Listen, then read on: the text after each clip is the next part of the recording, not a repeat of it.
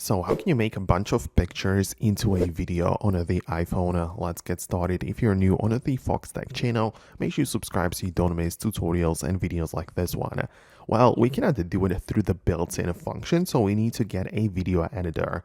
More options are available, but I generally recommend people to get the CapCut application, which is free to download on the App Store with some additional paid features. But for, just turning photos into a video, we don't need to have any subscriptions, right? So you start a new project, you don't import the videos right there, but click on the photos, right?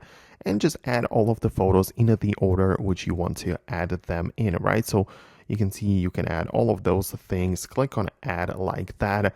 And you can see that we now have a couple of photos together, right? So what you can do is adjust the length of the image.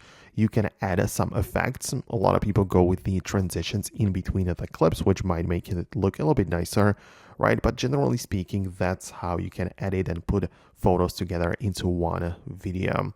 Keep in mind that at the bottom, we also have the aspect ratio setting. So you might decide that your photo will be that the video from photos will be in the vertical orientation, in a square or landscape, or all of those other options as well.